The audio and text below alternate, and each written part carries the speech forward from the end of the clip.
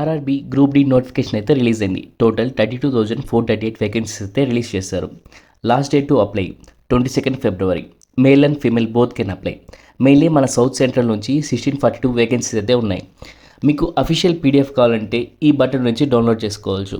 Eligibility criteria, selection process and application details అయితే చూద్దాం. Eligibility criteria, education qualification వచ్చి 10th pass అయి ఉండాలి.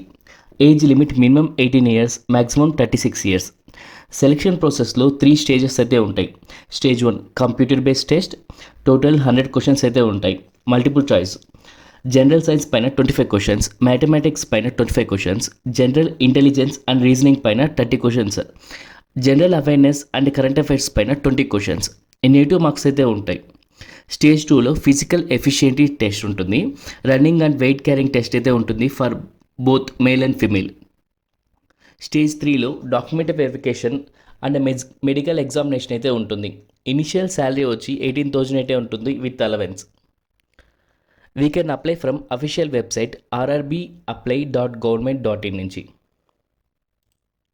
ఇక్కడ అప్లై బటన్ అని కనిపిస్తుంది కదా, దీనిపైకి వచ్చి మీకు ఆల్రెడీ అకౌంట్ ఉంటే ఆల్రెడీ హ్యావ్ ఎన్ అకౌంట్, లేకపోతే కొత్త అకౌంట్ అయితే క్రియేట్ చేసుకోవచ్చు. క్రియేట్ అన్ అకౌంట్ పైన క్లిక్ చేయండి.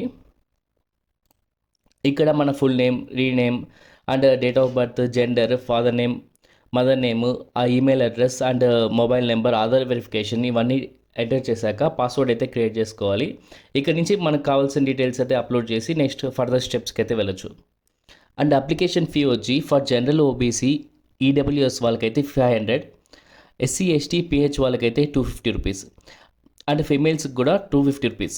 కేటగిరీ వైజ్ ఎన్ని పోస్టులు ఉన్నాయో చూద్దాం. జనరల్ వాళ్ళకి 13,957, ఈడబ్ల్యూఎస్ వాళ్ళకి 3,101, ఓబీసీ వాళ్ళకి 8,153, ఎస్సీ వాళ్ళకి 4,699, ఎస్టీ వాళ్ళకి 2,474. మన వెబ్సైట్లో FAQs కూడా యాడ్ చేస్తాం. ఇంకా మీకు ఏమైనా డౌట్స్ ఉన్నా జాబ్ నోటిఫికేషన్ కోసం ఇన్స్టాగ్రామ్లో techybuzz.in ఫాలో అవ్వండి.